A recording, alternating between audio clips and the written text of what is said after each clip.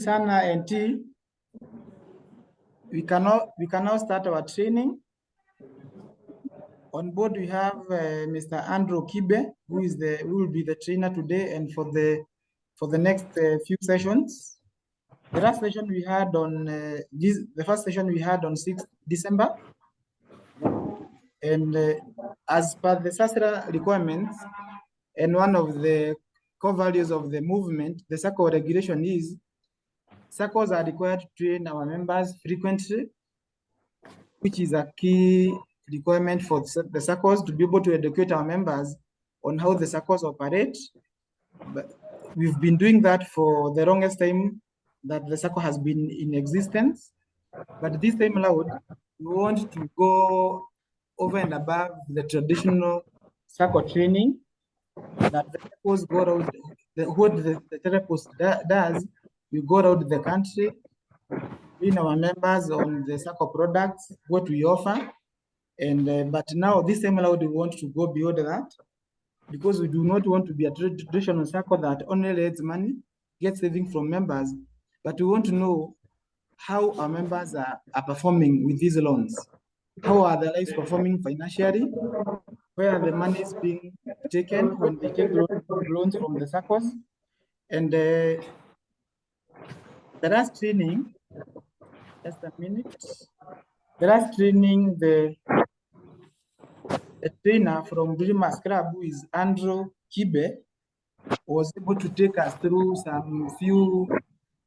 some few topics, which he'll be able to highlight in the shortest way possible. Then we go to today's agenda, which is mindset.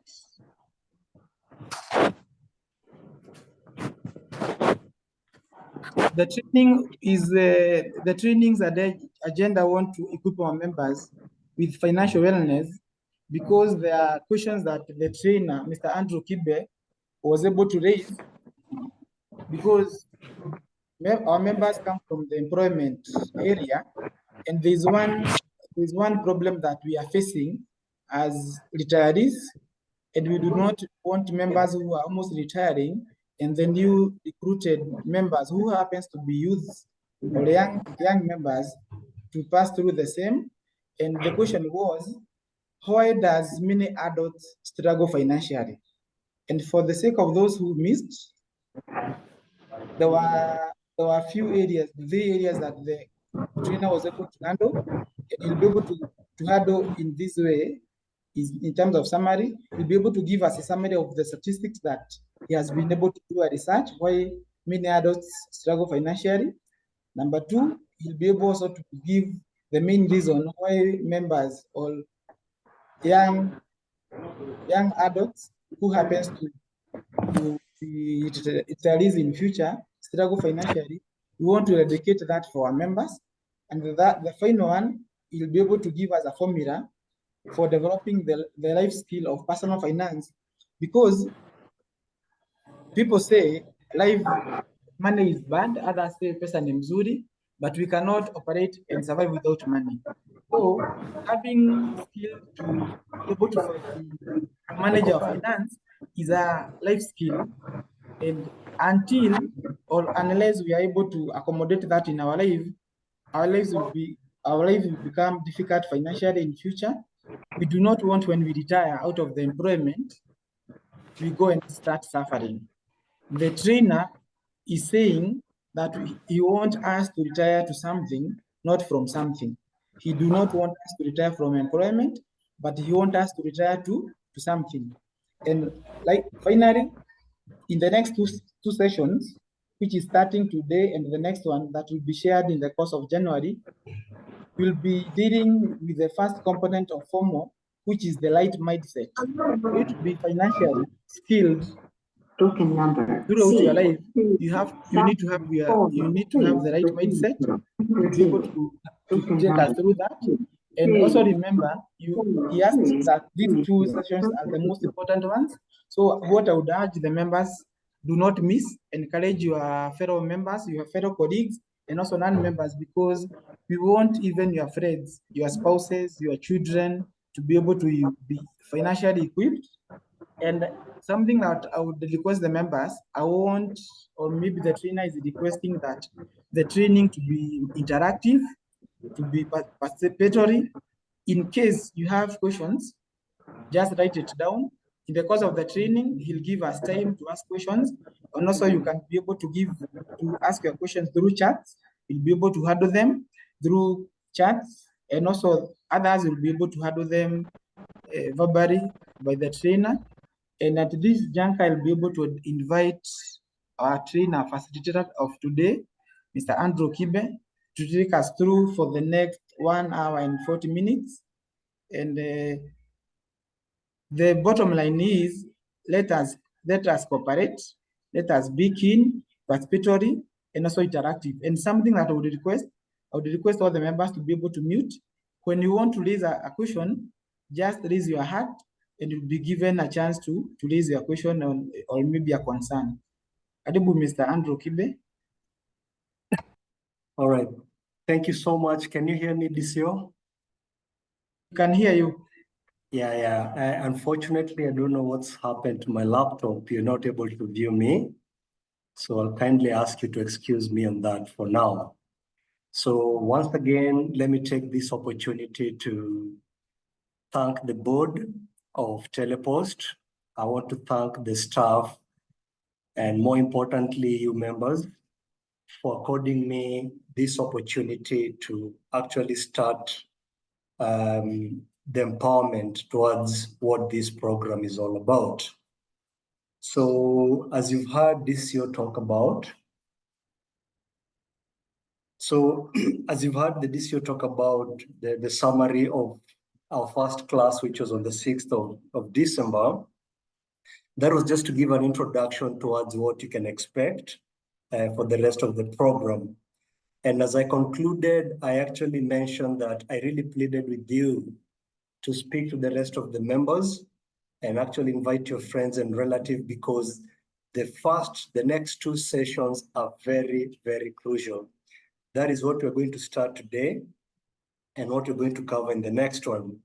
And so basically today and next time we'll be covering what we term as the mindset.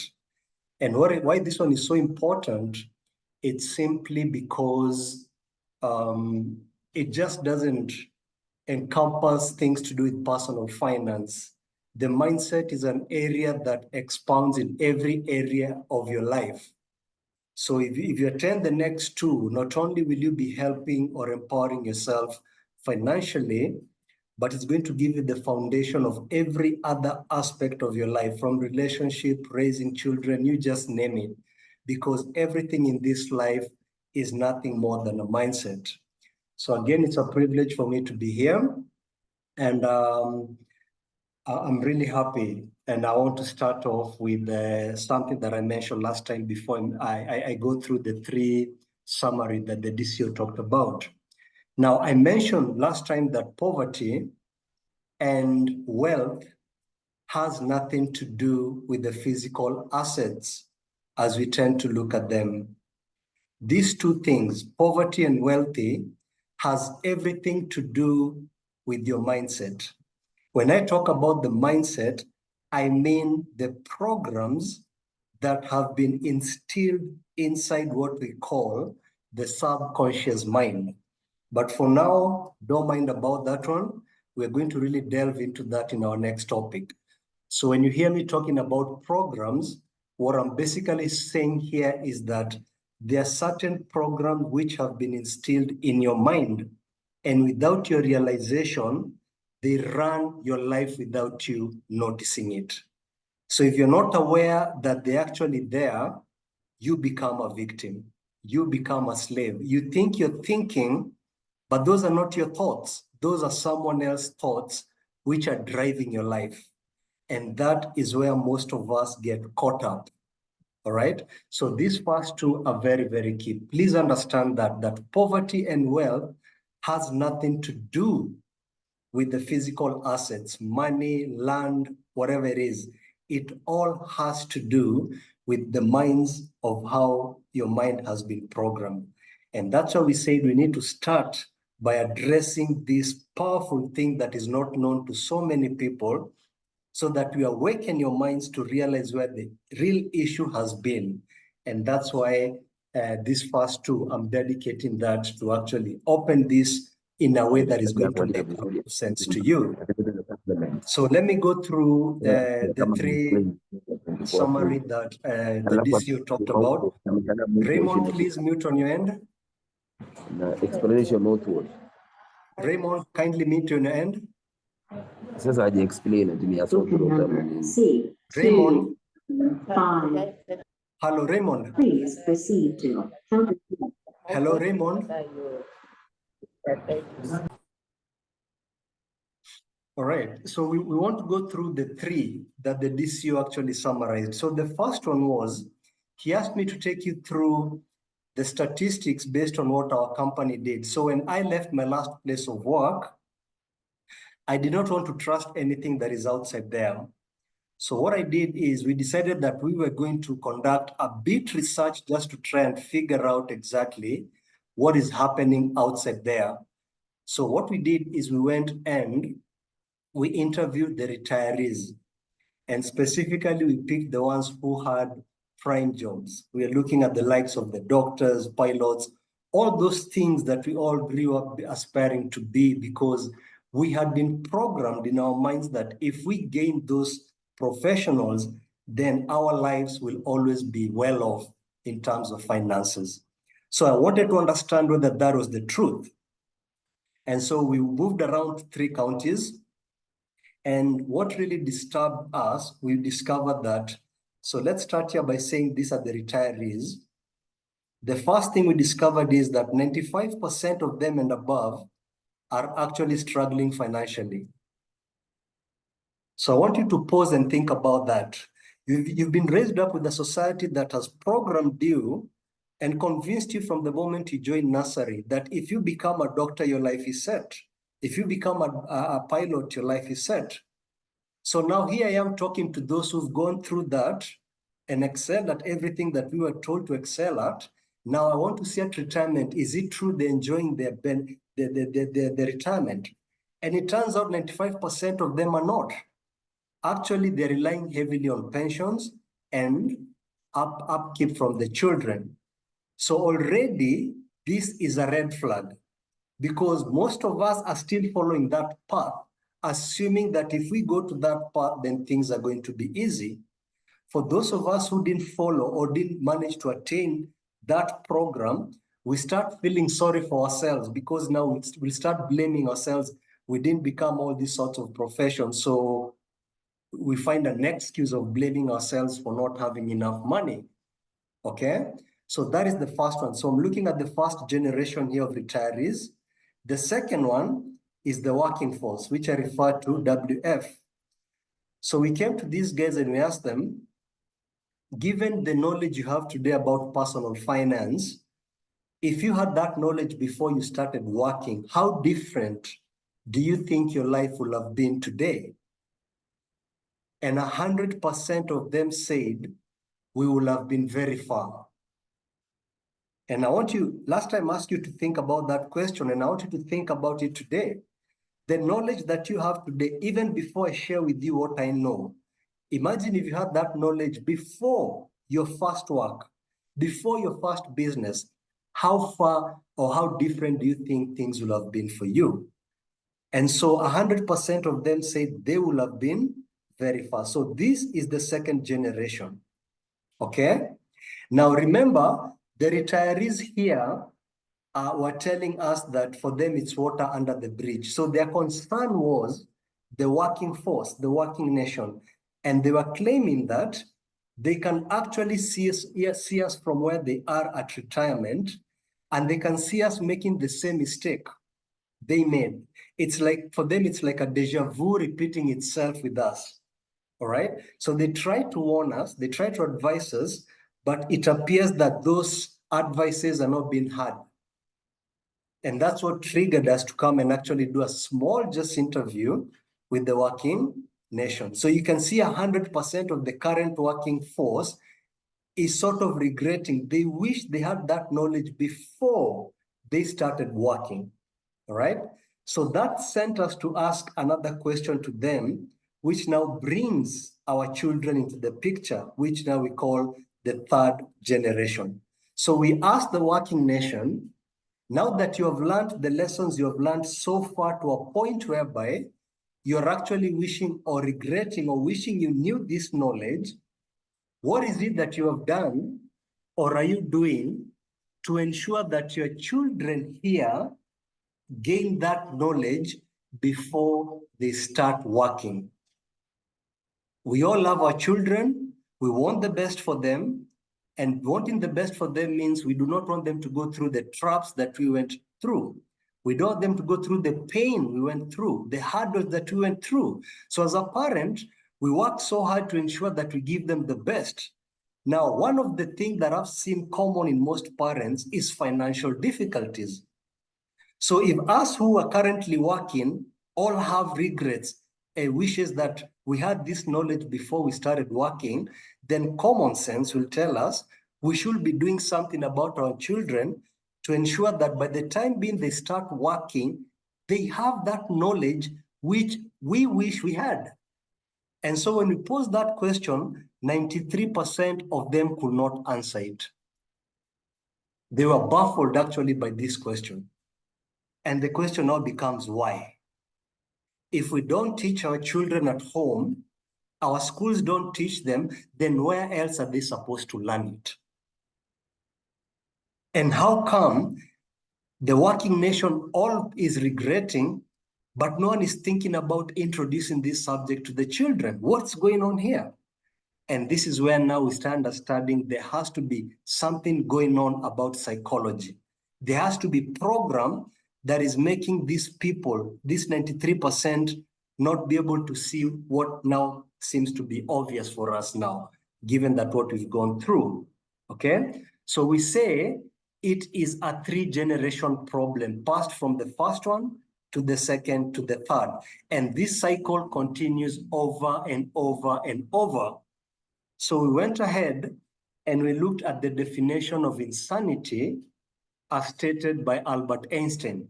So he defined insanity as doing the same thing over and over again and expecting different results. So we have our retirees here, the generation one, who are really struggling financially. They wish they could have done things differently, but the best they can do at this point is to warn us who are down here to change our ways of how we handle money, because we are actually replicating what they were doing when they were in our positions. But every time they tell us, we are not paying attention. So we continue making the same mistake in the second generation. At the same time, we are wishing we had this knowledge before we started school. Yet, with that realization, we are still not doing anything about our children to ensure that they gain that knowledge before they start working. So it becomes a 1, 2, 3 generation problem passed on from one to the next one. And as long as we continue with this cycle, nothing will ever change. No matter how many prayers we go for, it will never, ever change. And you're going to see why that is the case between now and the next program we're going to have. So I'm going to open this one out for you. So in a very layman's language for you to see how this thing is working out. So what do we need to do here? What we need to do is we need to break this cycle. For us to achieve different results, it dictates to us that we need to do things differently. And this is why members of Telepost, you have seen that your Sacco board and the management have decided even to approach the programming or Sasra requires of you to be empowered, but now they're approaching it in a different way. They're choosing a different way of approaching it because they've realized the old ways is not yielding the results they will have wanted, okay? So that's the idea behind the first question, which DC asked me to just summarize for those who missed. The second one, I mentioned that a lot of people struggle financially. And the question was, why is that the case? So we looked at it from a spiritual point of view, where we looked at the book of Hosea 4, chapter 6, where it states that my people perish for lack of knowledge. And that's simply the answer I am going to give you. The reason why so many people are struggling financially, it's because they lack knowledge. So we came and said, before we delve into that, we need to understand that knowledge is divided into two parts. So there's what we call the right knowledge, and we have what we call the wrong knowledge or the incorrect knowledge. And we gave this example where we have people who can walk into a building and blow themselves in the name of God. And we say these people just don't wake up one day and decide to do that. There is a knowledge that has been passed on to them over and over and over until they start believing that that is the truth. So for them to wake up one day knowing very well they're not going to come back in the house, there's a knowledge that has been passed on over and over. So when we look at the scripture and it tells us that my people perish for lack of knowledge, understand that knowledge is broken into this part. There's what we call the right knowledge and what we call the wrong knowledge. So these people who blow themselves up, it does not matter whether you're religious or not. And if you're religious, whatever religion you come from, we all know intuitively killing each other is not the right way. Okay? So we know these people are coming from the wrong knowledge point of view. And therefore, the point I'm putting here across is that even you, the knowledge that you have today about money, the question you should be asking yourself is it the right knowledge or is it the wrong knowledge? If it is the wrong knowledge, how will you know? There's no way of knowing it. So if you are taught to do something about building wealth and it's taught everywhere and you believe that to be the truth, you'll continue following that path. And that's why your Sacco was challenged. They were told, you bring people, Sasra tells you, empower your people at least once a year. So the question your board asked itself and the management is one day enough? And that one day, when we sit with our members, we have a lot of other activities going on. So when we think about empowerment, how many hours are we giving them? So the question became, how sufficient is that?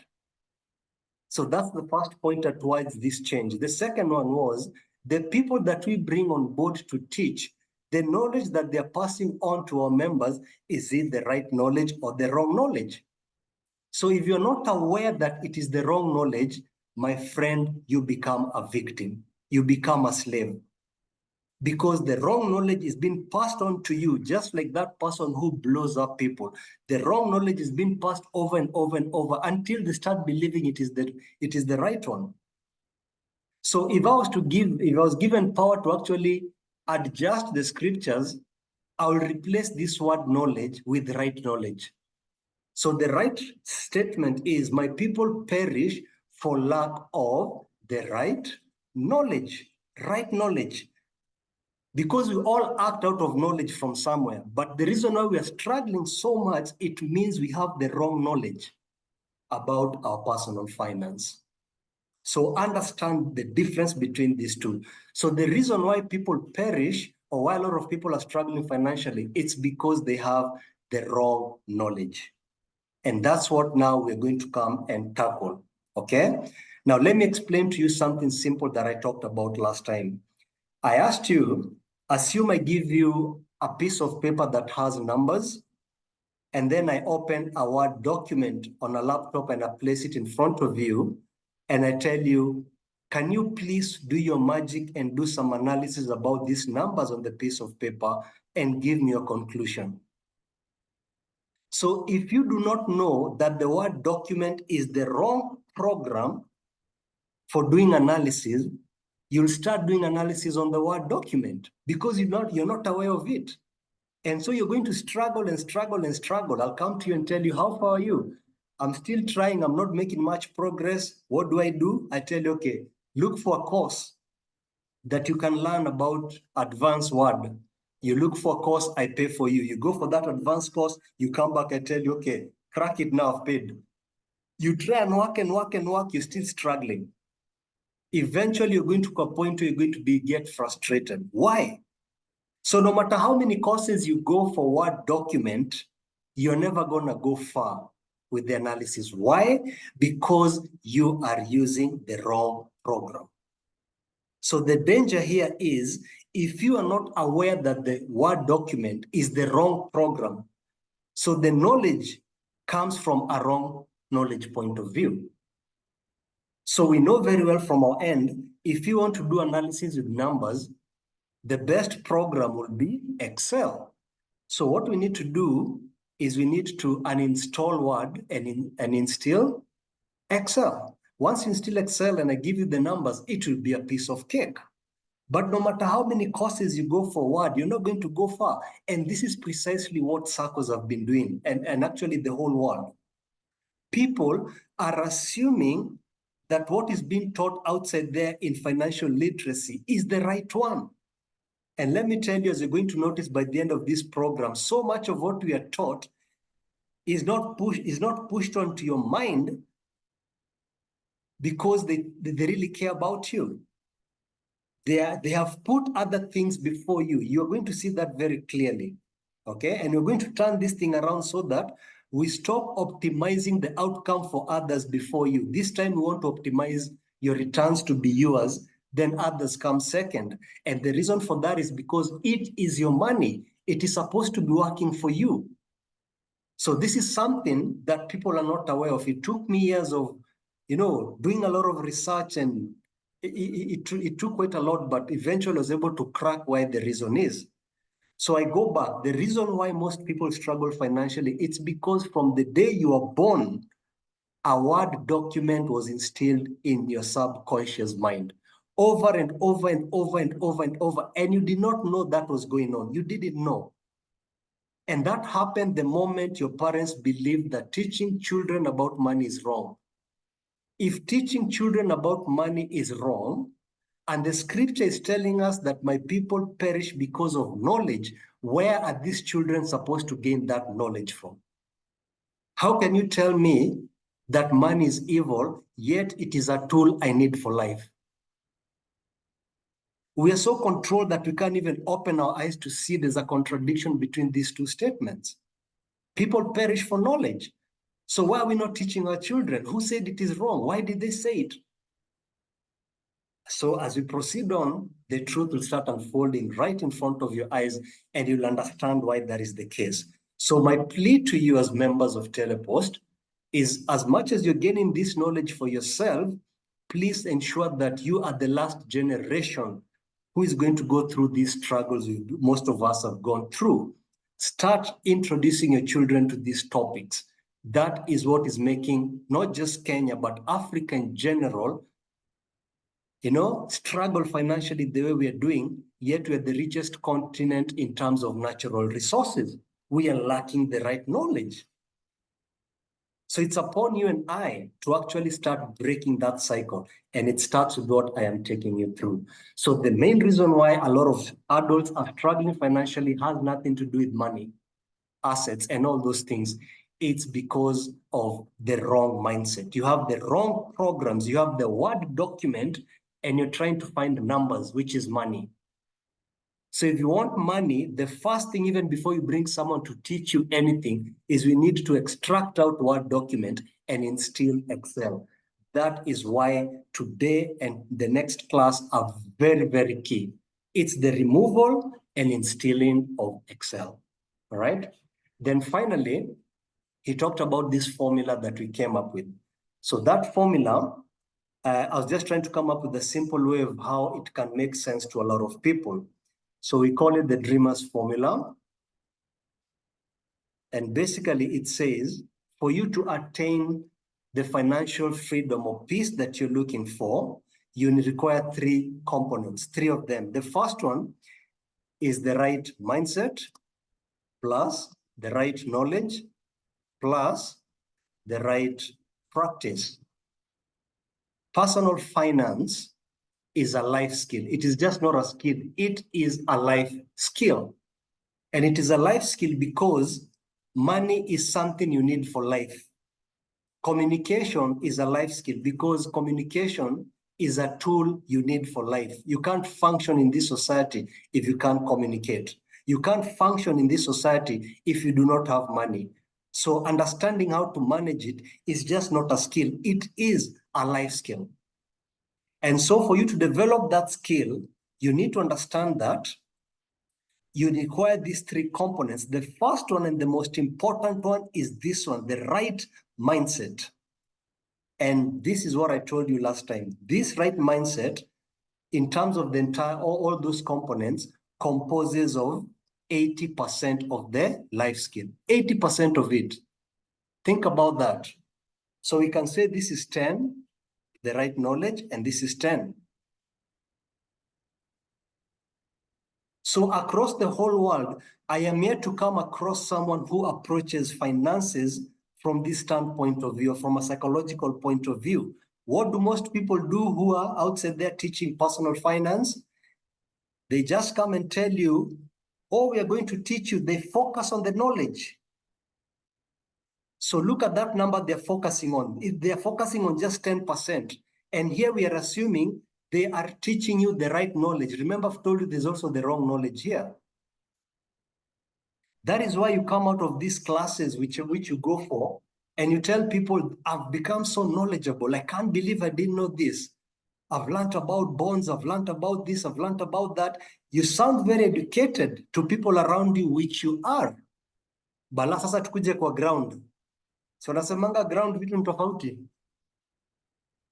2 years down the line, you are still in the same place. You've not even prospered you've not even moved an inch. So someone asks you, hey, that time we spoke to you, you had a lot of knowledge. What is happening? And then you bow your heart and say, Anyata misi juvle kunaenda. Do you see the answer to your question? It's because they're only tackling 10%, and I cannot fault them. Even then, they do not understand what I'm teaching you here. It's because this part here was designed to be hid from us. This is where the magic happens.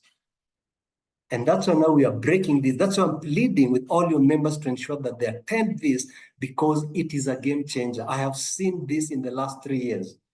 It's changing people's lives completely. Na mtaiona tu leo vizuri kabisa. So this is why we're saying the first thing is to ensure that we have the right mindset. So we remove the word, we put the Excel, and then now we're going to come to the topics. And the topics, I've selected them in a certain pattern that they follow each other, building on each other. By the time it tunafika hapa, the circle is going to come up with the way of you going to practice what you've learned between these two things. And I'm telling you, God willing, next year kama tutakuwa hai zote tukipatana hapa hivi, they are going to be testimonials here. I am telling you the truth. So that is the formula of which the DCO was talking about. Okay? So before now I proceed on to the next step, probably I'll ask if there's any question or anything someone would like to ask before I proceed on.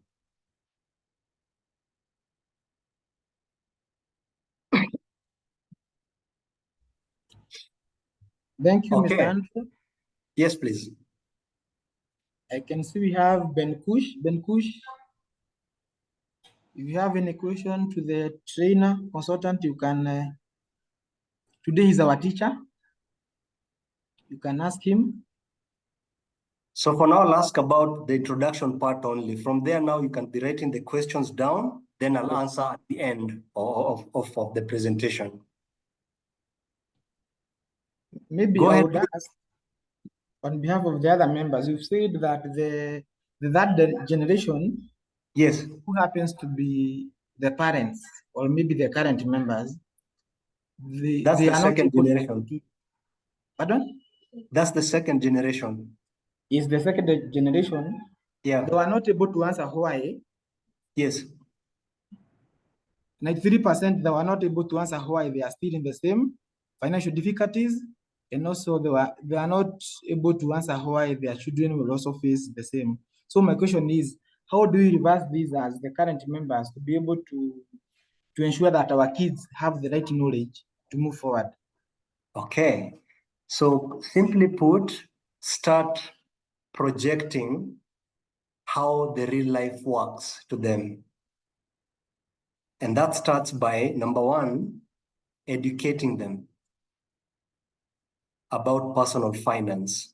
Involve them. When you're going to supermarkets, go with them. Don't just buy things, because the child's mind is always ndanunuliwa kitu. Sit down with them, tell them, write a budget. Do you know what a budget is? No, I'm going to the supermarket, we buy things for the house to spend for the month. Let them see you do that. Children learn a lot from observing. Take them to the supermarket, involve them in it.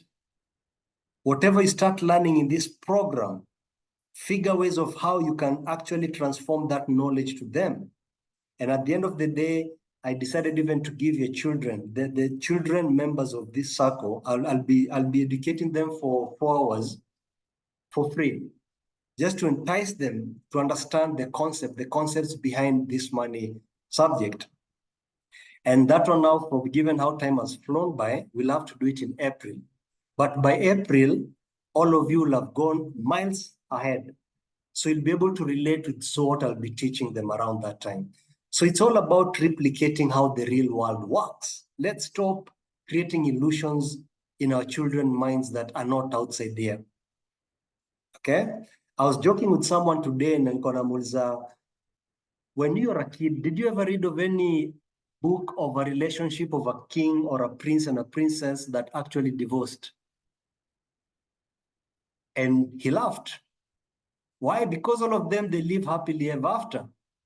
So we don't realize the damage of such things, because children now end up associating a relationship with ending forever. And that's why the teenagers, when they break up in their first relationship, we see the kind of things that come out of them. So that's just an example I'm giving you. We need to be very realistic. If you want the best for your children, replicate how life is treating you, but model it to a point where they can start learning in a fun way, in an environment where you're controlling. If you do not teach your children the concepts of money, trust me, the society is doing that for you. And we all know very well how society damaged it is. Okay, so that's the concept around how you go about that one. Okay, Thank you, Andrew. All right, beautiful. So let's start now on the main topic. So today we want to get into the mindset. Now, I'll kindly ask of you to really have an open mind.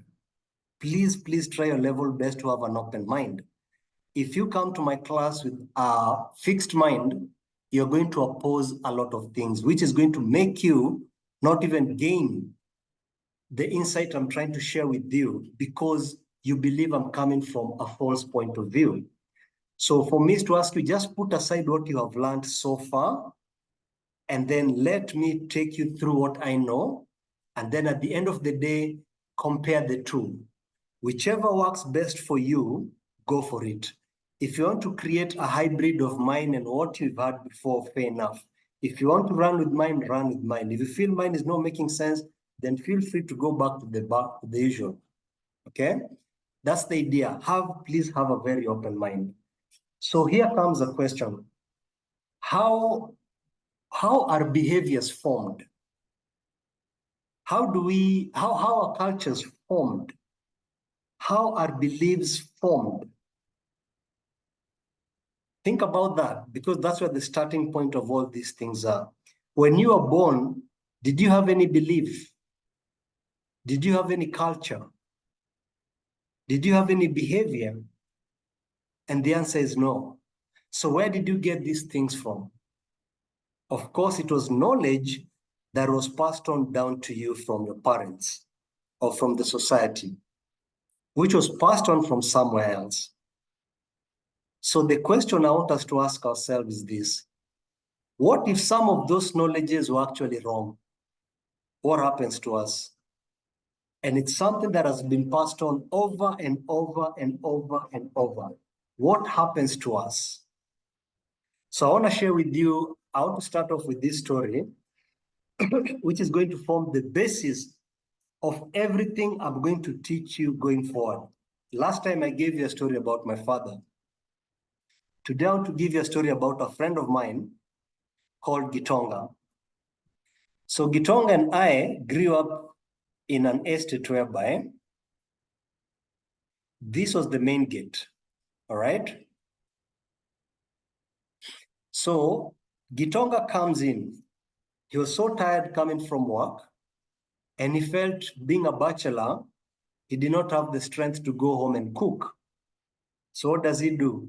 He walks into a KFC joint, he buys takeaway. Then he says, I'm going to warm the food in the house, eat, then sleep. I'm very exhausted. So he comes in the car, he gets here, the gate is open, he comes, he gets here. So this is the driveway.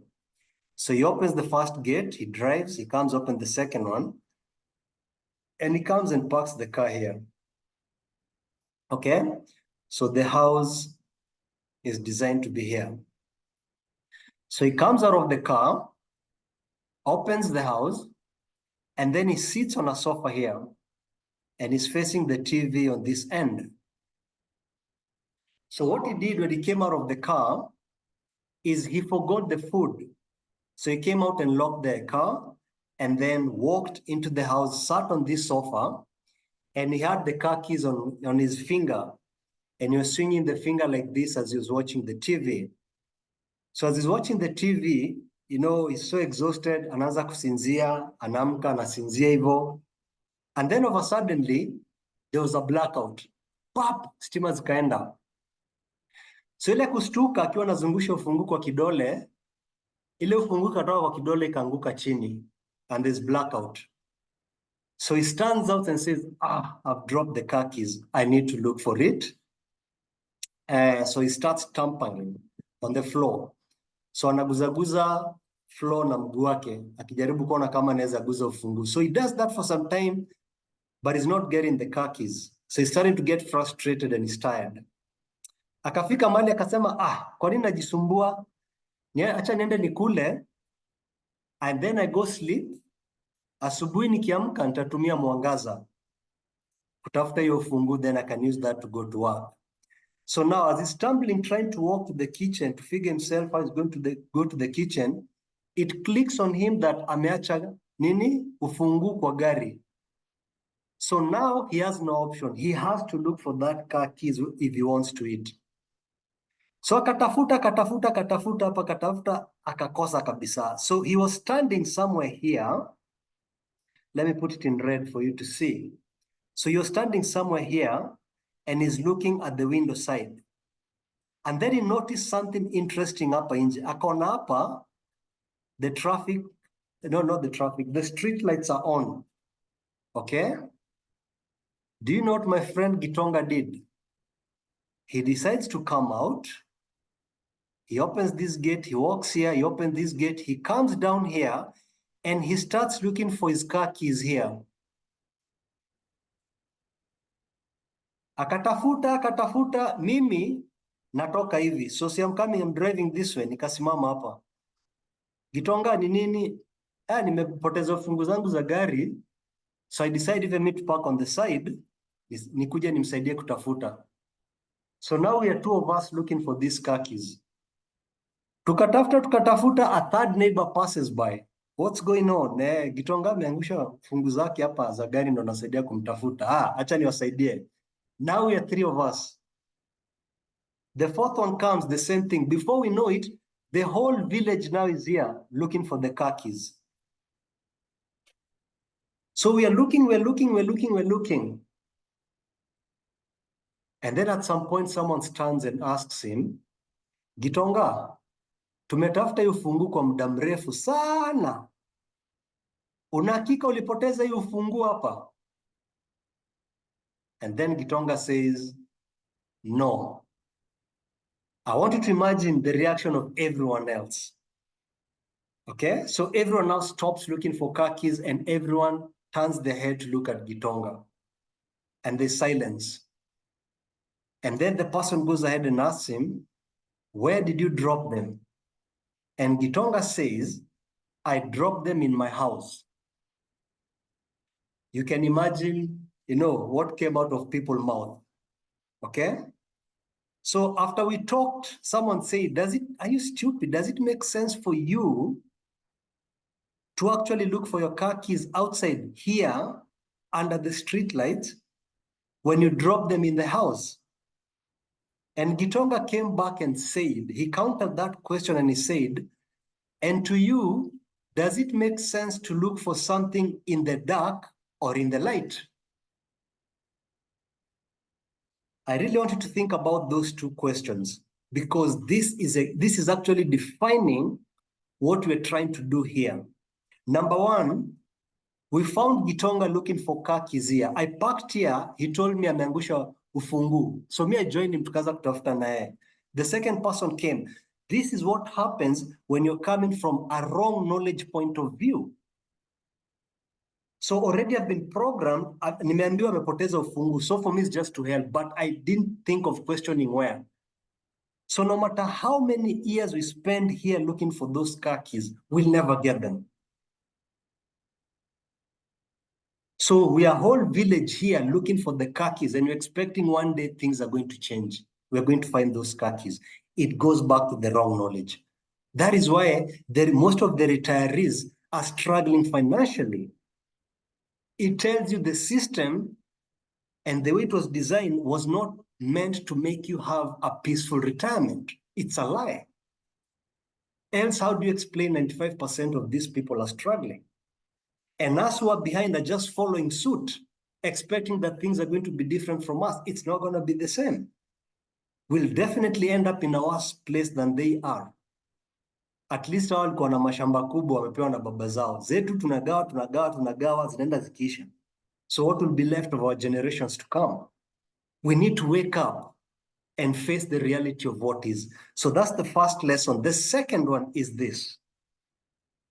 We have been programmed again to look for solution outside ourselves.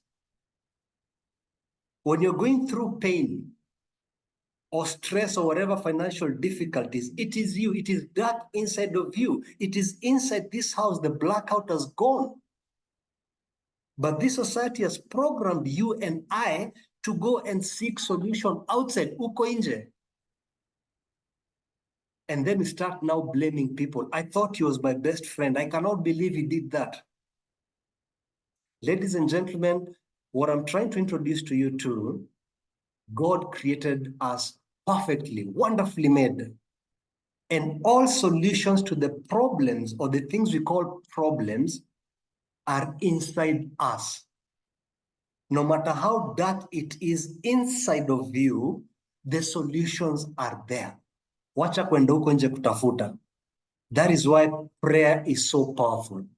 If you understand the right way of praying, praying is trying to seek that truth from within you. Si huko nje. That is why meditation is so powerful. Those who know how to do it the right way. Meditating is quieting the outside world, the noise coming in, because all solutions are inside us, and you are going to see that by the end of today.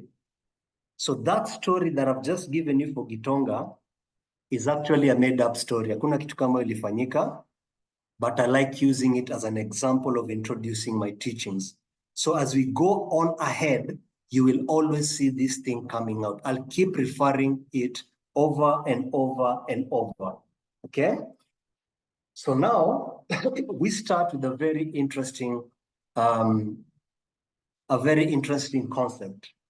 And the question here to me today for you is, as we want to learn about our minds, I want you to ask yourself this simple, very simple question, but I really want you to think about it. And the question is, who are you? Who are you? If you tell me you're Raymond, fair enough, that's what you have been programmed to believe you are. So leo Raymond ikibadilisha jina yako nikuite Paul, does that change who you are? Marianne, if you believe you're Marianne, that is who you are. If we change your name today and call you Agnes Chepkoi, does that change who you are? Of course it doesn't. And because it doesn't, then why are we defining ourselves with names? That is not who we are. Chairman Muhammad will tell me I'm the chairman of Telepost. Fair enough. But what happens once you retire? Do you remain a chairman? No. So will you be a different person because you stopped being a chairman? Before you became a chairman, who were you? Were you a vice? Were you, let's say, the MD of a company somewhere? Has that changed who you are? Of course not. So what we're saying is, we've been programmed in our minds to define ourselves given the positions where we are at a certain points in life, but that is not who we are. These are just pointers to reflect certain points of our lives, but we have been lied to a point where we believe we're these things. To this day, if you call my father John, he gets angry. If you call him of late now Mr. John, he started accepting it. But before, if you called him Mr., he'll tell you Captain. Mr., I said Captain. And if you do not address him as Captain Mwita, he wouldn't even pay attention to you. So he believed he was this title called Captain. But now he's aged so much that he started realizing that, no, that's not who I am. So the question becomes, who are you then? How is it you've existed in this life for so long and you don't even know who you are? Now pay attention to this. The fact that you do not know who you are, the people who understand who you are can take advantage of you through your mind because you do not know who you are. And they're going to instill the word document in your mind and make you believe that that is the right tool to do the analysis. And you're going to believe them because you do not know who you are. Because if you understood who you are, you'll straight away tell them, no, word is not going to work. And that's what we're going to do for the next 2 classes. We really want to understand who we are, okay? And so to explain who we are, I am going to take you through 2 perspectives, okay? So we're going to look at religion. It doesn't matter what religion you come from. And we're also going to look at science. We are trying to find out, where did we come from? Who are we? Because that understanding, clearly understanding of those questions is the key to opening your life in all aspects, not just financially, but everything else. So please allow me to start with religion. And I'm going to make it very simple to try and make you understand this. Now, we're going to take what most of the books of spiritual tells us. So they tell us that in the beginning, there was the Word, okay? And the Word was God. If you want, you can use Allah, whatever it is. So let's just simplify it to that. So I want us to create a scenario whereby we are creating a visual to try and see what transpired back then. We want to have it in our mind exactly the way it happened. So what I'm going to do is, I am going to draw this square here. Okay? In fact, no, because I'll need the other part. Let me just break it this way.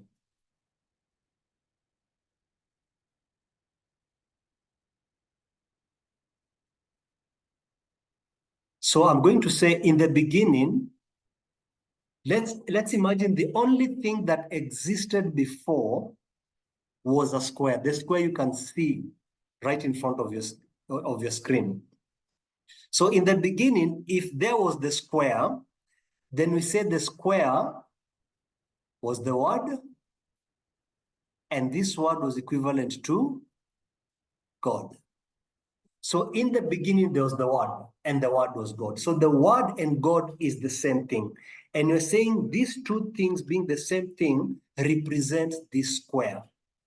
So here comes a very quick question, and I want 1 member or 2 members to raise up their hands and answer this question. Now, the next thing, God decided to create something. So let's assume heaven, earth, darkness, light. planets, animals, whatever it is created, just pick one of them. The question is, whatever it is you have picked, is it inside this square or is it outside? 2 members, please. And why? This year help me pick 2 people. Answer that question. Anyone? Anyone remember? Yes. Please go ahead.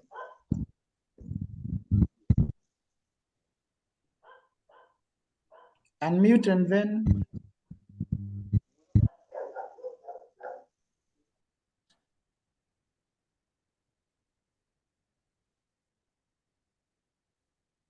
Okay.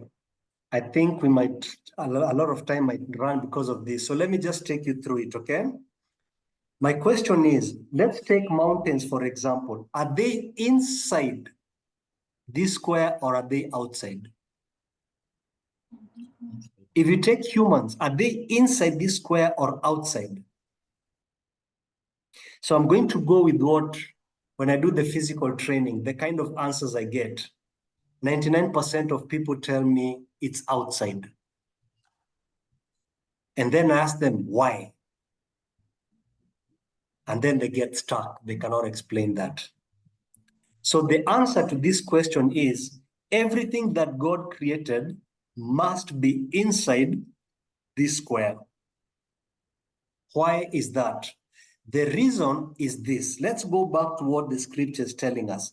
In the beginning, there was the Word. There was the Word. There was nothing else. There was only the Word.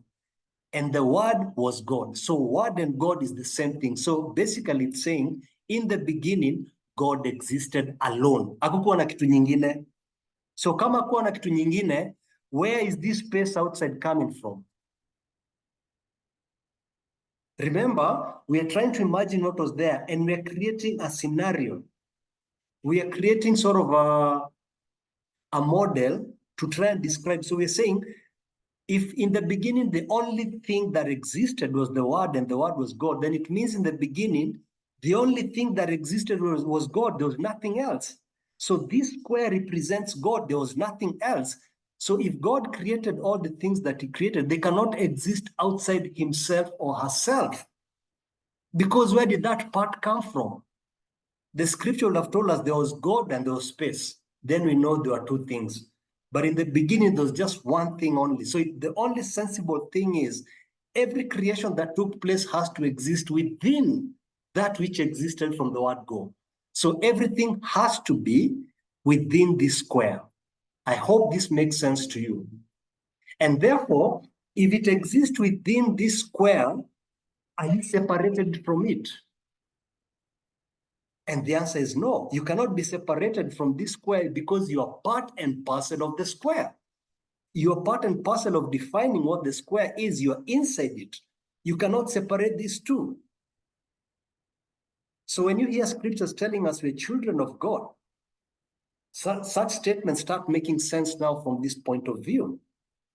And if we are part and parcel of the whole of this thing, which is God, then it means we are part and parcel of God. All right? So that is from a religion point of view. So I'm going to put that as R. I hope that is making sense to you. Now, I want to move on to science. And let's see what science tells us. What's the logic around science? Now, in science, these are people who like data. They like doing analysis. They need to do certain things. They need to quantify things for them to say, to arrive to a conclusion. So what scientists did is they said, we want to study where we came from. We want to understand who we are. So the first question they asked themselves was, tulitoka wapi? Where did we come from? And so, we came from our parents. Where did our parents come from? From our great-grandparents. And no, let's stop it. Because, that loop is not going to end. Let's face the reality for what was. Okay, so we actually we are a product of a specimen we call a sperm. So if we originated from this minute dot called a sperm, let's study this sperm to see whether we can figure out where we came from. So they took the sperm and they started breaking it down to try and find the origin of where we came from. And so as they kept breaking it down, for those of us who did chemistry, you get to the tiniest particle in chemistry called an atom. So this is where chemistry ends. This is the smallest particle according to chem. So scientists were asking themselves, and where did this atom come from? Okay, so if you take this atom and break it further, you end up with things called quarks. So quarks introduces a new field of study called quantum physics. This is done mainly at PhD level, where they try to study the tiniest existing particle that can exist. So with your group, what I'd like to do is I'd like to demonstrate something for you here. Forget about the names. I'm going to pick out just something very simple for you to see. And this is what they discovered. After they broke this particle called an atom, they found some quarks here, as you can see here, that were traveling at a very high speed, because they're moving so fast here, which means these areas, this is energy. It's the energy that is driving this particle called quarks to move so fast. Okay? They are moving so fast, and that tells you how vibrant this energy is. So this is the first. I'm going to create these 5 squares. So they picked one from here and they broke it further to take it here. Then they discovered this. The particles became fewer with more space, but that space is energy. And these particles in the second square are traveling faster than the first one. So it means they become fewer and the energy is increasing. That's why they're moving so fast. They picked this one and broke it further, and they discovered themselves with 2. And now these ones are moving so fast, meaning the energy here now is increasing the intensity of it. Then they picked one and broke it down, and they ended up with this one. And this one now is moving even faster and faster than all this. And then they broke this one, and guess what they ended up with here? Nothing. But is it really nothing? It's not nothing. What is inside here is pure energy. Pure energy. So they came to a conclusion where they said, we must assume that, please pay attention to this statement, we must assume that at some point, something must have come from nothing. At some point, something, you see this something, this first dot, must have come from nothing, from an energy field. Out of this energy field, something popped up. It broke into 2, into 5, into 10, 1,000, 1,000,000,000. It became what we know as an atom at chemistry. An atom went all the way, it became a sperm. A sperm became who you are today. So you came from a field of energy that is responsible for everything else that you see with your naked eye. This energy is full of creativity because everything we see around us is beauty. That energy flows into everything that we see with our eyes and that which you even do not see. So now, if you look carefully, you will realize something very interesting. Do you see a connection between these two? So religion is saying that we were created by God. So in the beginning, there was the Word. According to religion, the beginning, there was God, there was the Word. Science are saying in the beginning there was energy, and out of energy, everything became something. So you see, they're talking about the same thing. It's just that we're using different terms to mean the same thing. So when I sit back and I watch science, you know, people who studied science debating with religion people, I feel sorry for them because they mean there was concept. So both of them arrive at, we came from this field of energy or this creative mindset called God, and we cannot separate ourselves from it. This energy moves your hair, it grows your hair. It makes your fingernails grow. It moves planets, it moves plants, it grows animals. You cannot separate yourself from it. And if it is part of you, then it means that creativity, it used itself to create everything, is inside you. Why are you not tapping into that energy to create your life the way you want it? Because it's in you, it's free, it's in you. And this is where now the scripture tells us we perish because we lack the right knowledge. We have everything at our disposal. It's just that we didn't know that and how to tap into it to create the life that we want for ourselves. That's why I told you everything is inside you. You don't need to go outside. That's where the story of Gitonga comes in. You just need to seek inside. That energy is there. In fact, in the scripture that tells us, knock and the door shall do what? Seek and you'll do what? What does faith mean? It's inside. You have everything within you. If you knew who walked beside you at all times in this path you've chosen in life, you'll never experience fear. It's about tapping into that energy and start manifesting what you want, because that energy is not separated from you. So if you think about how we are raised up when we are praying, we tend to look up. Why are we looking up? Because our minds have been programmed to believe that we are separated from God. Yet God is everywhere. He's outside of you and he's inside of you. And the moment you start understanding this, you realize, wait.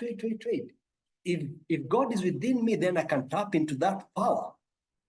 When he calls us his children, you start seeing what this thing is talking about.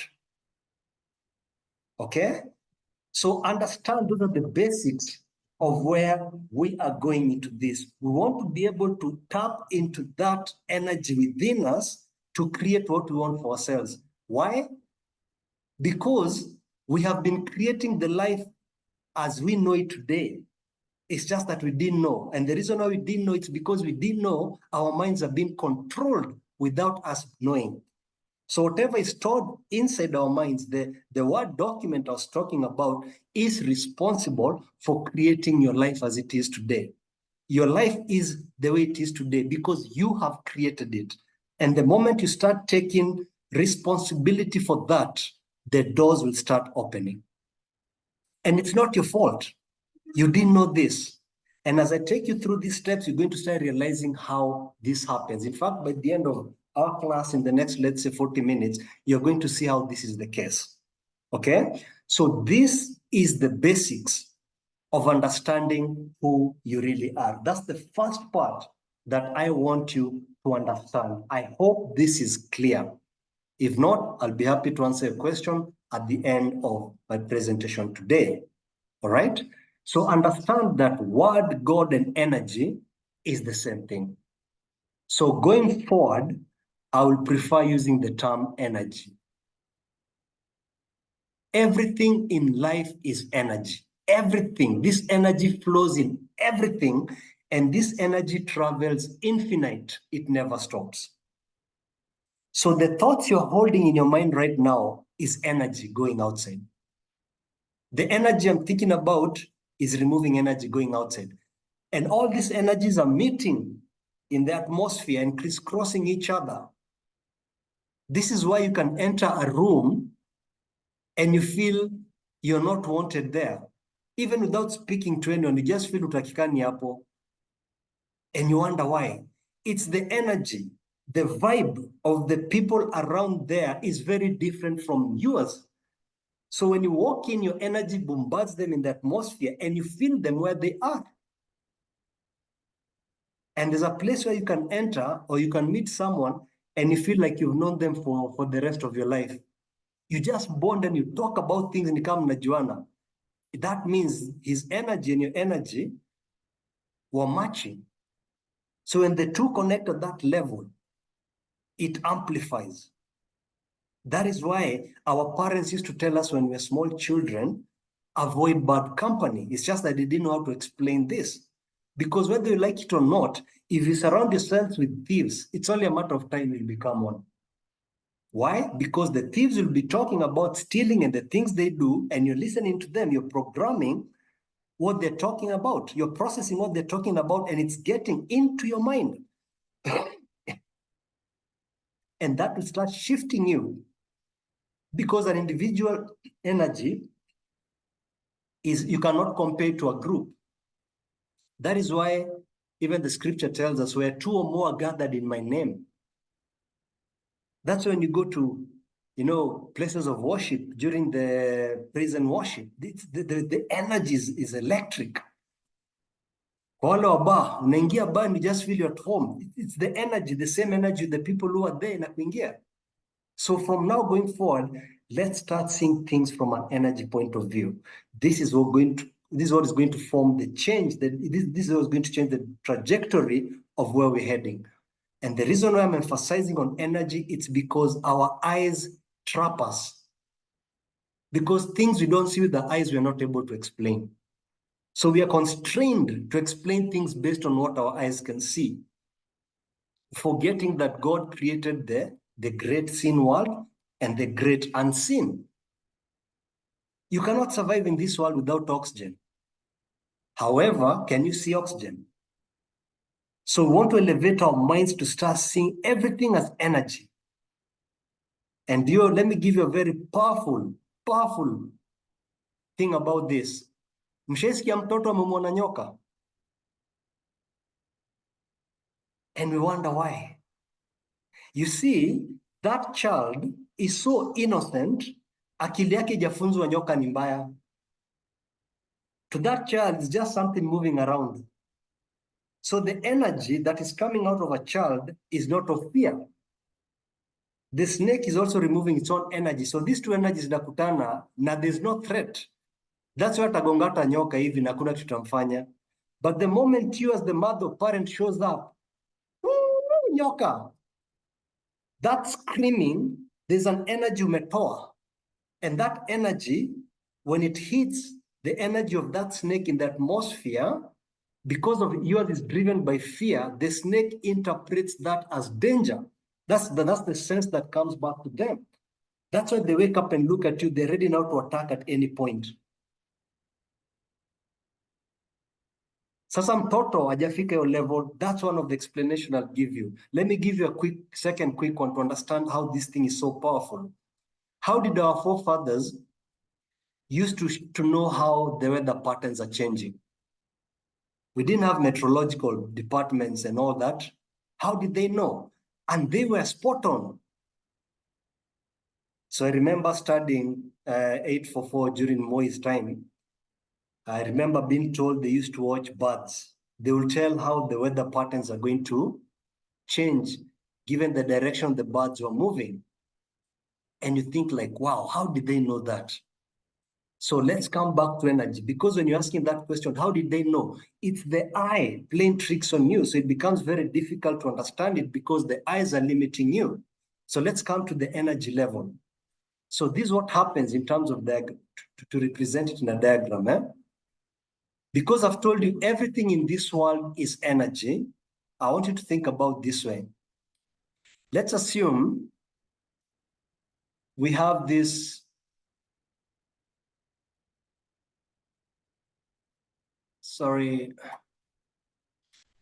So let's assume this is an ocean, this part, and then this may be one continent.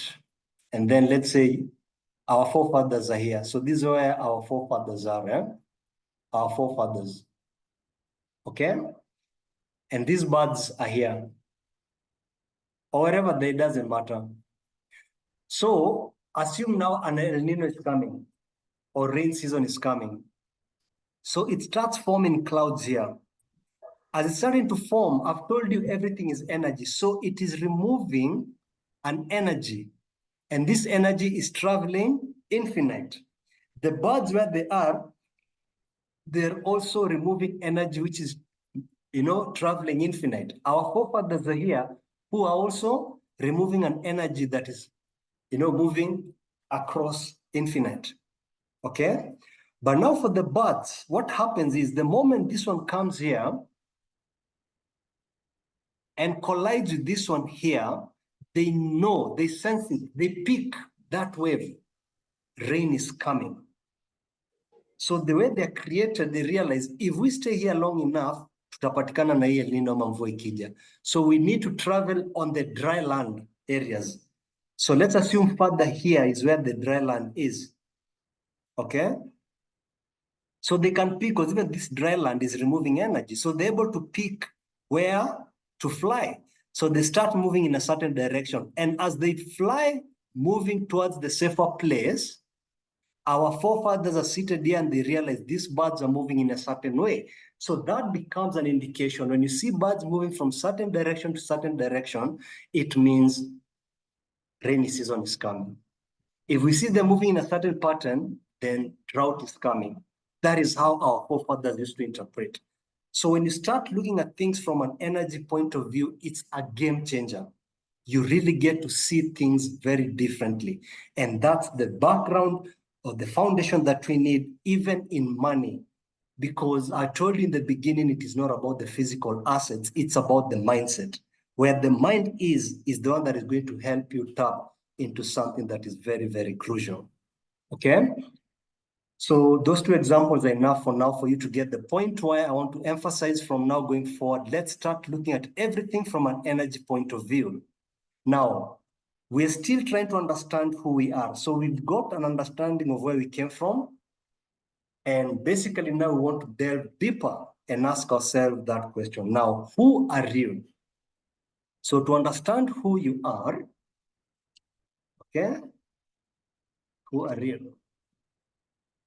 We said that from the scripture point of view, we were created in the image and likeness of God. So when you think about image, I would like you to think of this mirror here. Ukijiangalia kwa kioo unaonanga jirani wako ama mtu mwingine, you just see yourself, no one else. You just see yourself, okay? So we are going to place God here, and I'm going to place you here, okay? So to understand who you are, okay? The scripture is telling us that we were created in the image. In the image, this is the mirror here, and likeness of God. So this mirror reflects the image. Who you are is an image of God. So for you to understand yourself, you need to understand who God is. Because whoever God is, you are an image of that. So if God created us in his image, let's focus on studying who God is. So we ask ourselves, who is God? And the simplest answer we can come across in all religion is God created the world. So God is a creator. This is who God is. Creator of, great sin, great unseen, heaven and earth, you name it. So if God is the creator and we are created in that image, what does that make us? What does that make you? It also makes you a creator. So ladies and gentlemen, the answer to the question of who you are is not Marianne, is not chairman, is not all those things we point out. Who you are is a creator. Please underline this. And going forward, always refer to yourself as a creator. And trust me, you're going to see it very clearly. You have been creating your life the way it is today since you're born. It's just that you did not know. So we go back and we ask ourselves, if we are creators, then how do we create? And the way we create again, we have to study God, the way he created, because we reflect that image. So we come back here and we ask ourselves, how did God create? Are there certain steps that God took to create? And we say, oh yes, they are. So what was the first thing God did? The first thing that God did is he thought. I think I'll make the world. There's a thinking process that took place even before anything. And then secondly, he spoke the word. And the word became flesh. So we are saying the creation process from God's point of view is, number one, a thought, and then two, words. And because we are created in that image, we are reflecting that image, we cannot operate in anything else other than reflecting the same process. So even for us to create anything, the first step of creation is a thought. Second one, we follow the same steps. We speak word, okay? For example, now, if I tell Bernard, simama, Bernard will stand up where he is. Think about what I'm thinking about. I've thought of asking Bernard. That's the first step was a thought. And then I asked him, Bernard, simama. And namwona amesimama. You get? So that's the thinking process. But now for us, there's a third process that manifests things in our world. And the third one is a repetition. It's a repetition of 1 and 2. If you never learn anything from me, learn just this. The way you create your life is through these 3 steps. And never, ever, ever will God interfere with these 3 steps. That's what our religion tells us. We have been given the free will. What is the free will? The free will is the freedom to hold the thoughts that you want to hold. Hakuna mtu anaweza kuja atoe hizo mafikiri uko nazo kwa kichwa yako. At the end of the day, it's about you who decides what thoughts you hold there. Hakuna mtu anaweza ingia hapo azitoe, even God himself or herself. It is you who's going to make the final decision. So in other words, when you think about something, you have no idea as a creation of God, how powerful that thought is. You've actually ignited the process of making that thought become your reality.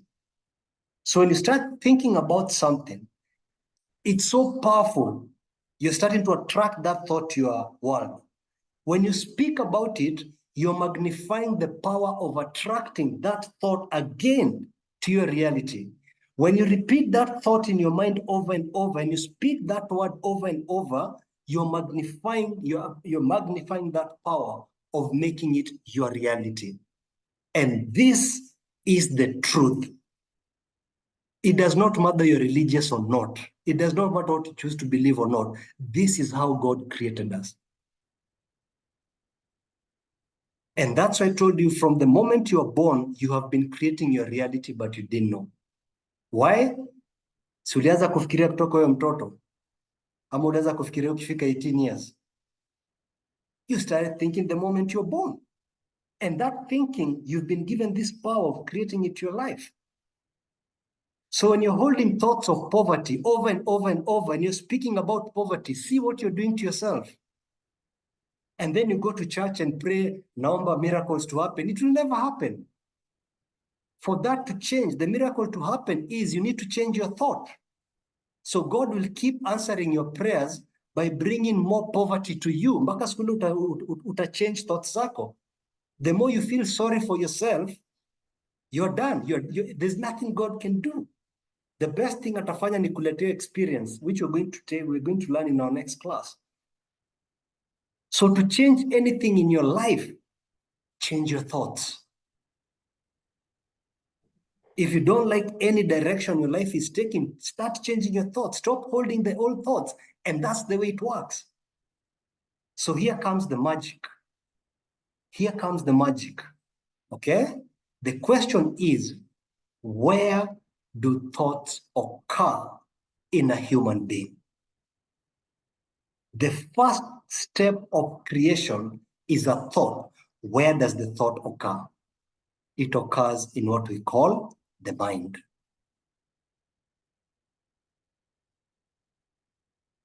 That's where thoughts occur. Please don't confuse the mind and the brain.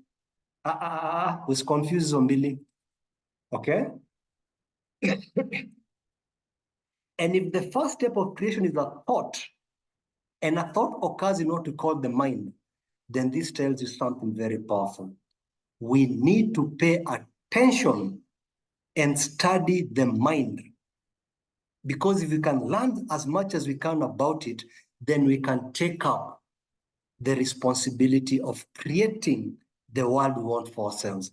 We'll take up the responsibility of holding the thoughts that we want. The problem with most of us is we are not aware that the thoughts we hold are not ours.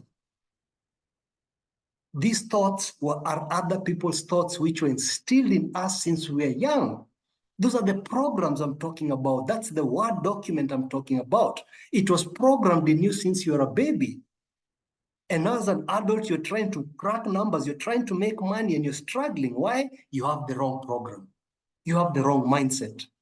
So no matter how many topics I come and teach you around money, so long as I've not addressed the issue of your mind, you become a slave. You become a victim. And therefore now, it makes sense for us now to study us ourselves as humans, okay?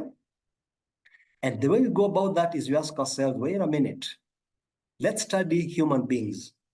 And we say, who is a human? A human basically can be summed up in 3 parts, okay? Just 3 parts. And those 3 parts are, you have the soul, you have the mind, and you have what we call the body. These are the 3 things that defines a human. Now, I don't want to take time talking about the soul, but basically what I'll tell you is this. The soul here, this is energy. It's the energy that travels infinite. And this energy is nothing more than love. That's what it is. That is why ule mtoto mdogo akiwa mdogo anaweza piga nyoka and the snake will do nothing. The energy that the snake is picking from this child is love.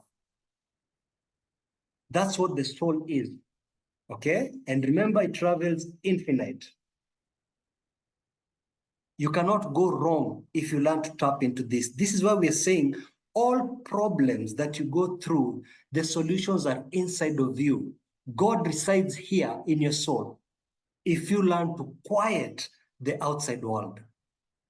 Ni mara ngapi umekuwa ukifanya kitu ama ukitembea mahali, alafu ka sauti kana kuongelesha kana kuambia usijaribu kwenda hiyo njia ama usijaribu kufanya hivi. You ignore that voice, you ignore that voice. And then something bad happens and you start telling people, na kuna ka sauti kale kwa niambia nisijaribu kufanya hivyo. What do you think that is? It is the soul. But why didn't you pay attention to it? Because as you grew up, your mind was taught things that can go against what the soul is trying to do. And because God said He's given you the free will, He is not going to interfere. You think what you want to think. And that's what I'm saying. If you learn to come from within, nothing is going to be difficult in this world. Because a lot of where we go looking for solutions, kama Gitonga, people have become so selfish. They're creating things for themselves to gain out of other people. So chances are very small that you're going to get the right information. So why not go to the source that created you? That source we call God. That source we call energy resides within you. It is the soul that I'm talking about. So when you're praying, you don't need to shout. Your soul knows what you're thinking. Just because you're yelling more than someone else does not mean yours will be heard more. So you start learning to go from within, and that starts telling you a lot of things. Huh? So we say you existed as a soul before you showed up in this material world. You are existing in this material world as a soul. And when you check out, it is the soul that exists. So your soul lives entirely internal. It's internal. And we all know this intuitively, because when we lose someone we know, we always say what? May their what rest in peace. We say the soul. We never say the mind or the body. So it is something intuitively we know that this is exactly who you are. When someone passes on, it is the soul that has left the body. So the difference between us and animals is that animals do not have a mind. They have a soul and they have a body. Okay? Now, listen to this. Your body will never do anything, ever, without instructions coming from this, ever. If I raise my hand up, there is something that has gone on in my mind that triggered some chemical reaction which went to the brain and eventually my mind went up. So we said the body is dependent on the mind. So when a child is born, the mind has nothing. It is blank. That means everything you see and feel around this body is coming from the soul. And the soul showed up in this world to experience itself. That's the only reason it showed up in this world. It knows itself to be love. But you know, knowing something is different from experiencing it. You can know yourself to be a kind person, but until you perform a kindness, an act of kindness, it just remains as a thought. You can know yourself to be a loving person, but until you commit an act of love, it remains nothing but a thought. So the soul could not experience itself. That's why it chose to enter this body, because out of this body, it comes to what we call the relativity world. It cannot experience anything it wants. It can experience hate, pain, love, fear, all that. So that's very important for you to understand. Now, as the child grows, the mind starts getting programmed, and the programs coming in can deviate from the experience that the soul wants to experience love. And out of what is stored inside this mind, those thoughts start piling up one by one on top of each other, creating layers which form up to form a belief, to form a culture, to form a character, and that becomes something they do naturally. Therefore, this thing is very, very, very important. Your mind is very, very important, especially the children one, because the programs we instill in their young age determine their future.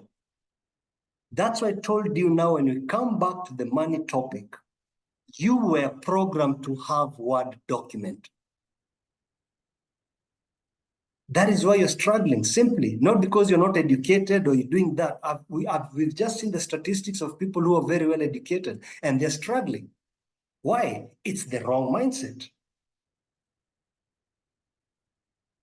So it is upon us as creators to realize this truth and embrace it and remove this Word document and instill Excel in it. Then out of that now, we start now putting the right things, the right knowledge that is going to make money work for us, not us working for money. So we say animals have a soul and a body, but they don't have a mind. That is why all scriptures tells us, out of all God's creations, from plants, seas, oceans, animals, whatever it is, he picked us as human beings and created us in his image. That means he gave us something extra that was denied to all other creation. And I've told you that extra thing was to make us to reflect his image, which is to be creators. That tells you this mind we were given then is the tool that God gave us to create what we want for ourselves. And he said he will never interfere. He has given us the free will. So the free will is the thoughts that you allow to stay inside your mind, because out of the thoughts that you allow inside your mind is what you create your life. So you cannot be holding thoughts of poverty. Kila saa unazunguka ukiambia watu vile una pesa, and then you go to church and you're asking God to give you money. God will keep sending that experience of brokenness until the day you learn to change the thoughts that you hold.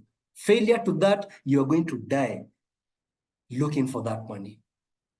Every prayer is answered, and it's answered yes. Hakuna tile wait. You for now, ati wewe umejibiwa saizi mwingine ameambiwa ngoje. The answer is always straight away. Yes, that's what you want. Shika. So what we're saying here is God, by bringing those painful experiences people go through financially, it's your prayer being answered. And the reason why it's been answered, it's because you are holding those thoughts in you. So if you want to turn things around, hakuna vile Mungu atakuja aze kubadilisha vitu. He's sending that message for you to change the thoughts that you're holding because he gave you that free will. So he's bringing these more painful experiences for you to change your mind.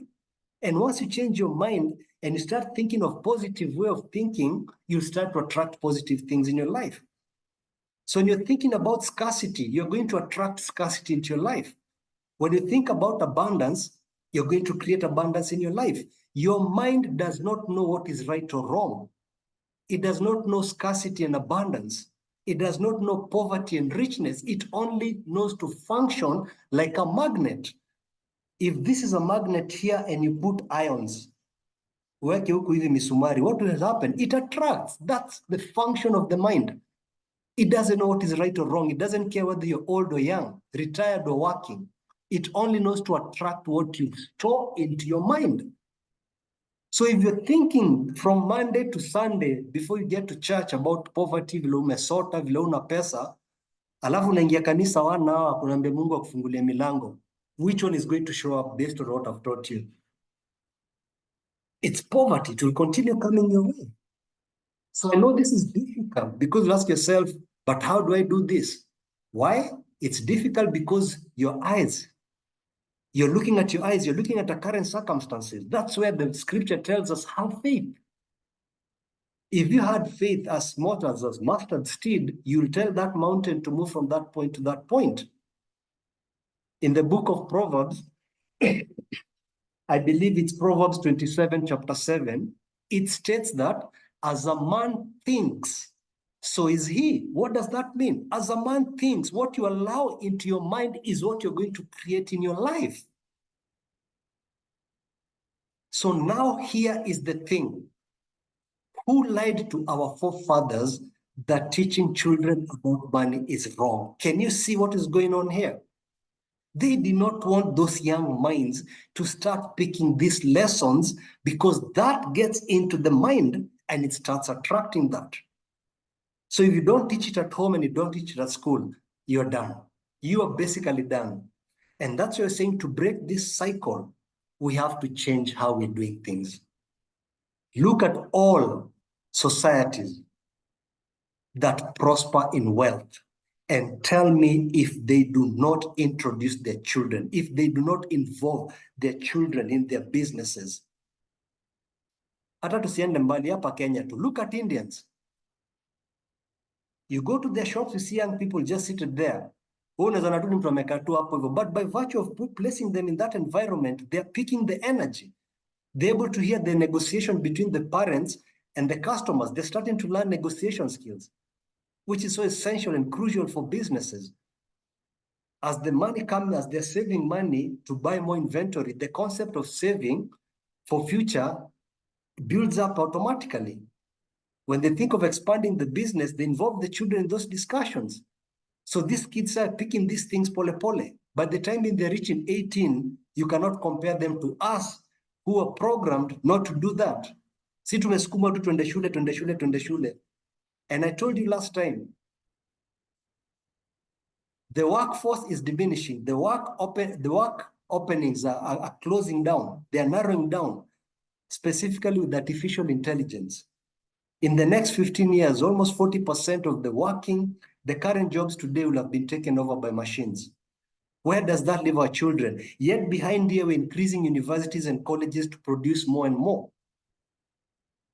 Our parents are so conditioned to believe so long as mtoto amepata a degree, his life is set. Things have changed.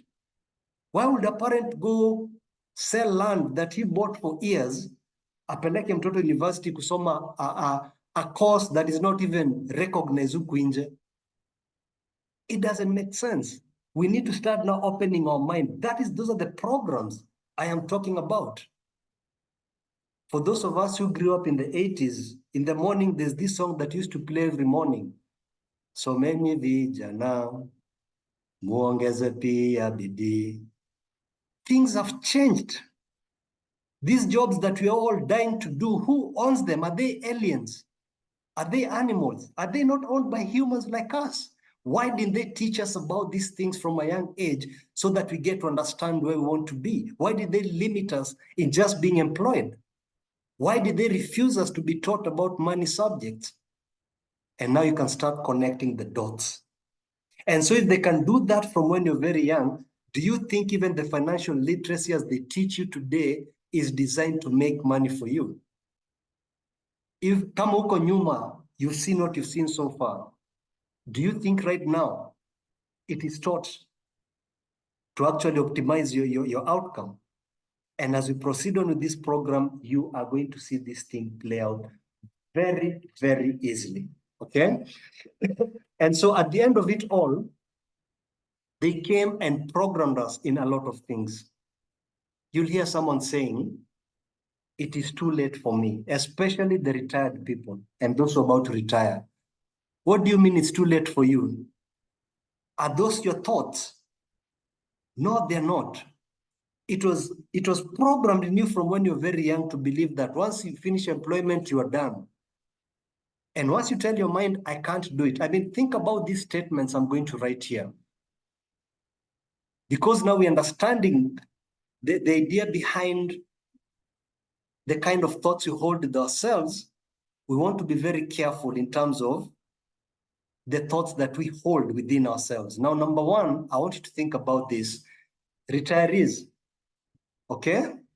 You're told retire from something.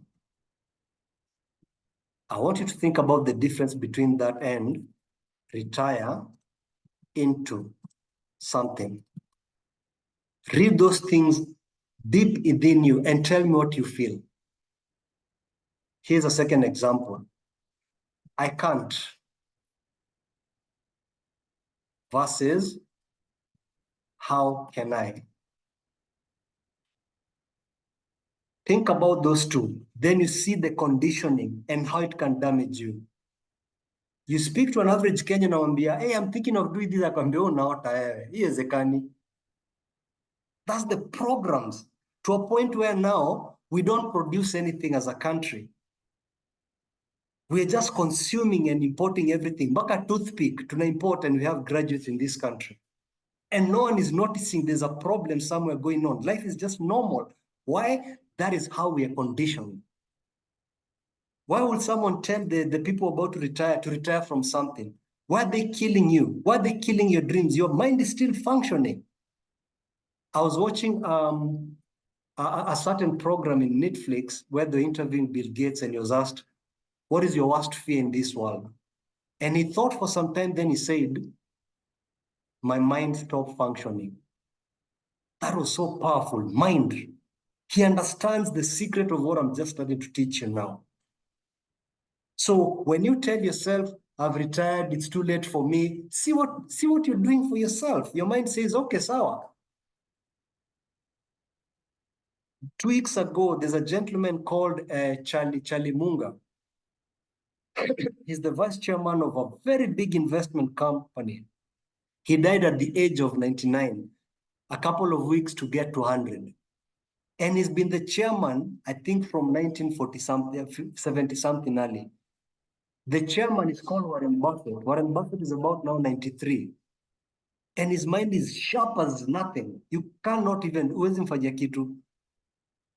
So you think God preferred or blessed Warren Buffett more than you for you to say that you can't. What do you mean you can't? It's because you're conditioned that way. For you, in fact, the energy should be multiplying. I'm saying I'm moving from this to this. I am retiring into something. When you tell your mind I'm moving into something, you're forcing your mind to start thinking of openings of things you can do. You're excited about what's coming. And it'll start moving around. That energy will start looking for things for you. But when you tell your mind from something, you're closing it. It will just say yes, because it doesn't care whether you're old or young. It doesn't even know. It only to attract what you store there. When you tell your mind, I can't, it says, okay, sawa. When you tell it, how can I? You're challenging it to, so it goes to work for you, to look for solutions. So this kind of self-talks is what destroys us. And today, ladies and gentlemen, I want to end my presentation by telling you a secret. The most powerful words that exist in this world for you and I as creators are the words that come after this. I am. Whatever you say after that, be very careful. Because when you say I am, remember your image of that God. You are declaring to the universe, given the power you've been given, I am. Whatever word comes there, it's more powerful than any other words that exist. So how many of you walk around saying, I am broke? Change that to wealthy. The self-talk that you have with yourself matters a lot, a lot, a lot. So just to take you through the screenshots. So we've talked about who we are. We've looked at the religion point of view. We've looked at science. We've seen the conclusion that they actually come and converge. So word and energy is the same thing. And I've asked you going forward, see everything as energy. It's going to make the work very easy for you to understand certain things. You know, there are plants you can just move near them and they share away from you. And there are plants you can pass around them and they want to even hug you. Because the energy of love is everywhere. So if you're an evil person, even the flowers feel it. It's a truth. And you can attest that with so many examples around your life. So we've looked at who we are. We are processing the idea of the power of our minds. We are creators. And every moment we are in the process of creation, even when you're sleeping, that one we're going to look at in the next class. Your subconscious is still active, okay? So we've looked at who is a human being. We've talked about soul, which is basically unconditional love, which is the energy. The mind is the tool for creation, and the body cannot do anything with distractions coming from here. So the danger, why so many people again struggle financially, it's because when you're a child, you have no way of what is being programmed in you. So they created a system that is going to instill word in you. And that's why we're saying we need to learn this and we make ourselves that promise that going forward, we are the last generations who are going to go through this cycle. It is the reason why we're the poorest continent, because these things, we do not know about them. But once we start teaching our children, it's going to be a game changer, okay? So we've gone through this. We've talked about what is the free will. We've talked about how we create. And then finally about the self-talk that we have as creators. Stop saying, I am broke. Say, I am wealthy. Just keep saying that no matter what is going on. Stop saying, I can't. Say, how can it be? How can it? Stop saying, I can't. Say, how can I? Stop saying, retire from. Say, retire into. So we want to turn these words to actually, because we're that creators, and we're going to see a very big difference going forward, okay? So I'll end at that point. Let me hand over back to DCO, and I'm happy to take any questions that you may have for me. I'm sorry for going beyond the time. Poleni sana, but I hope it's been engaging and powerful to you. Thank you so much, DCO, to you. Thank you, Mr. Andrew. That's a good different dimension, different perspective of financial wellness, starting from you are combining from the Bible perspective, the science, and because I also believe that without following the Bible, which says I don't know which verse, I cannot remember which verse, that a man that who does not leave wealth for the generation, because the Bible requires a man to keep wealth or maybe generate wealth for not more than one generation. That's why Mr. Andrew is telling us we try to make sure that we are the last generation to be broke, the last generation to say we are broke, and to be the first generation that says, I can, I am positive. My my three or my two take homes is one, we should have the right mindset, and after the right mindset, we should seek the right knowledge. Because having the right knowledge and a mindset that is not positive, at the end of the day, it will amount to nothing. So, right mindset, positive, right knowledge, positive mindset. Again, I like the example that you've been able to give us comparing the Africans. Let me call them the Africans and the Indians. We, the Africans, do not learn financial matters, financial literacy matters at early stages of our life. We learn them after maybe employment.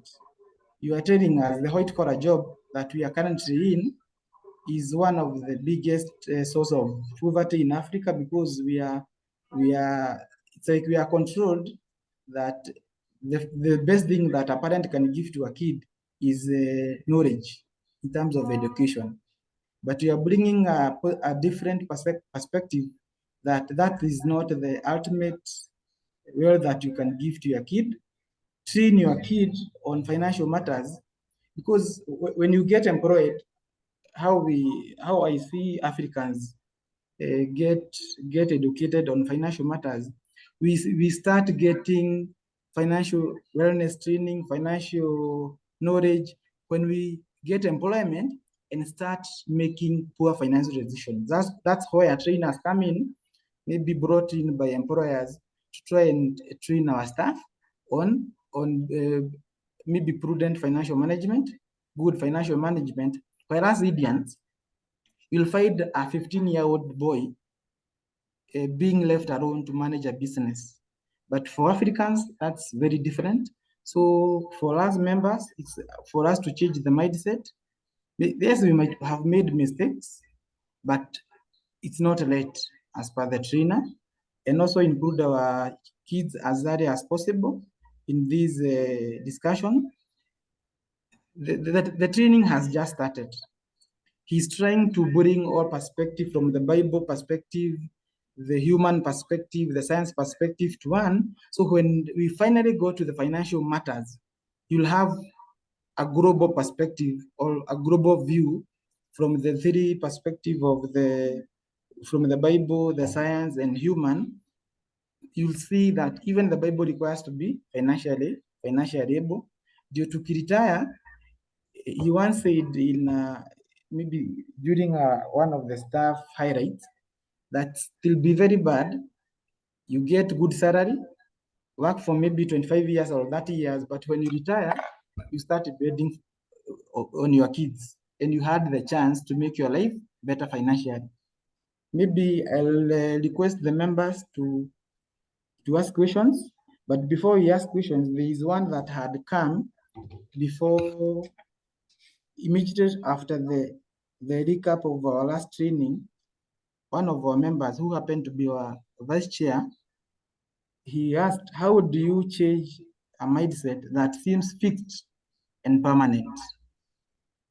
Mr. Andrew, Yes. how do you change such mindset? Someone who has a fixed mind and it seems permanent, how can you be able to help such members in changing their mindset positively and knowing, or maybe going to the right path that they can, and it's not late for them to change and be dependent? Okay, thank you so much for that question, Vice. This is where now the scripture tells us, my people perish because of lack of right knowledge. So knowledge is very powerful. Knowledge is very, very powerful. But when we talk about knowledge, we're talking about the right knowledge. I have seen cases whereby, and I'm going to be sharing all these stories with you, whereby adults are the most difficult people to train. Actually, when I started this program, my focus was just kids because I knew changing the mindset of adults is very difficult. But now, as I started nurturing these children, the parents started noticing how the drastic shift of their mindset, and they could feel there's something brilliant going on here, and they wanted to be part of that. So I started receiving a lot of calls of, do you have a class for adults? Do you train corporates and things like those ones? So when we start this program, what you notice that in the first 3 of them, people don't even have questions. And the reason for that is because me taking them through this background, which is not known to them, they struggle to know what to think because it destroys much of what their belief system was.